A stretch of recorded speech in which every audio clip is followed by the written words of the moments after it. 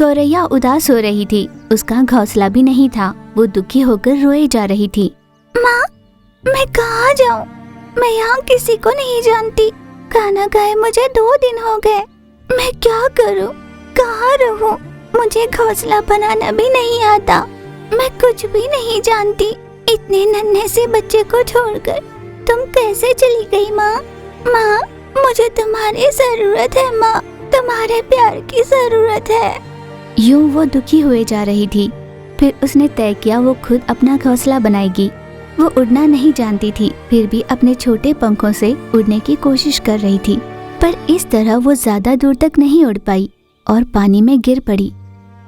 माँ, कोई बचाओ मुझे। माँ, मुझे बचाओ। यूं रोते हुए मदद की गुहार लगा रही थी। इतने में वहाँ से गुजर रही चीचू कौवे ने उसे देखा और तुरंत अपने चोंच में उसे पकड़कर उड़ा ले गई।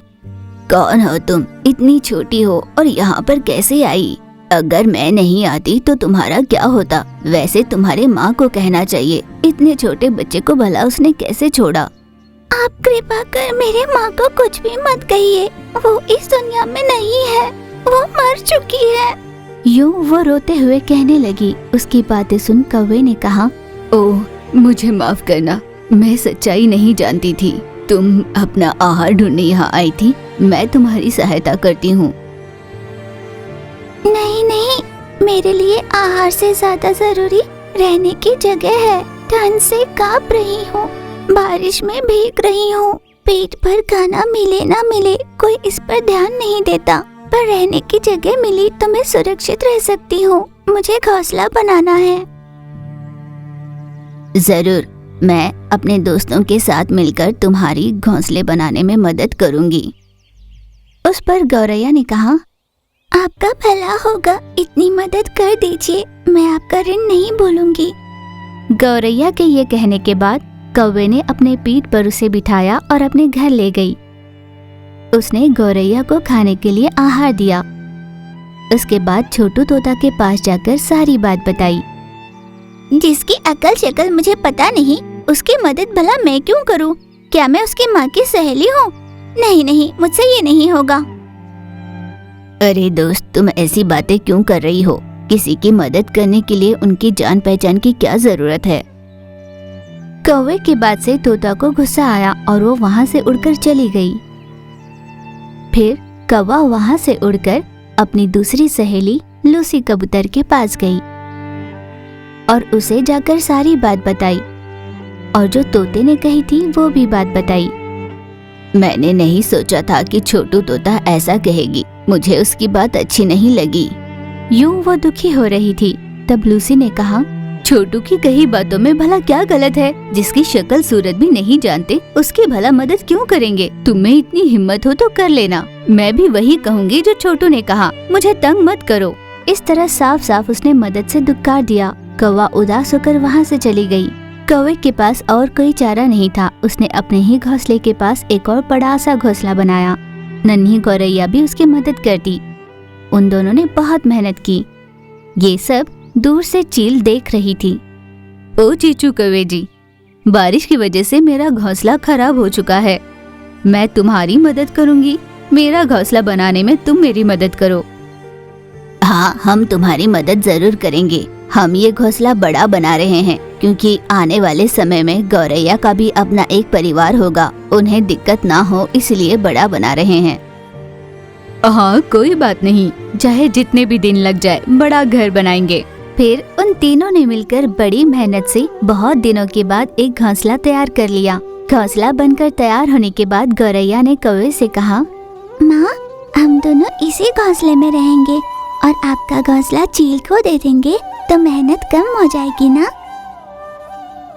हाँ, मेहनत कम हो जाएगी। यूं खुश होकर उसने यही बात चील से कही। चील ने भी हामी भरी। हाँ दोस्त, ऐसा ही करते हैं, हमारी मेहनत बच जाएगी। उस दिन से कौवे के घोंसले में चील रहने लगी। नए बने घोंसले में कौवा माँ बनकर नन्हे गौरैया का ध्यान रखने लगी। चील और कौवे के बीच अच्छी दोस्ती हो गई। यूं ही दिन बीत रहे थे। बहुत तेज बरसात शुरू हुई जिसमें लूसी का घोंसला उखड़ गया। वो बड़ी दुखी होकर तोते के पास गई। दोस्त, तुम्हें मेरी मदद करनी होगी, मेरा घोंसला टूट चुका है। नहीं दोस्त, मैं तुम्हारी मदद नहीं कर सकती, जगह नहीं है, मुझे माफ कर दो। मदद से इनकार कर उसे वहाँ से भेज देती है। बरसात में भीगती हुई दुखी होकर कहने लगी, अब मेरी सहायता कौन करेगा?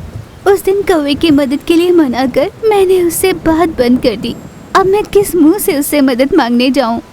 यो बरसात में भीगती हुई बहुत उदास हो रही थी। ये सब दूर से देख रही गौरैया ने यही बात कौवे से कही। कौवे को सच्चाई जैसे ही पता चली, वो दुखी होकर उड़ती हुई उसके पास गई। दोस्त, क्या बात है, तुम इस तरह भीग क्यों रही हो? तब उसने आंसू बहाते हुए अपना दुखड़ा कहा। दोस्त, तोते ने मेरी मदद करने से मना कर दिया। मैंने उसे अपना सच्चा दोस्त माना था। मैंने नहीं सोचा था कि वो ऐसा करेगी। किस मुंह से तुमसे मदद मांगती? मैंने वो सब बातें दिल में नहीं रखी। पहले चलो यहाँ से चलते हैं। ऐसा कहकर वो अपने घोंसले में लूसी को ले गई। नन्हे गौरैया को अपना बच्चा बताया। आज मैं जान गई हूँ, सहायता जान पहचान वालों में नहीं बल्कि जरूरतमंद की जाती है। वो भले ही शत्रु क्यों न हो, हमें मदद करनी चाहिए। मैं ये भी जान गई हूँ कि मदद करने के लिए अच्छे मन की जरूरत है।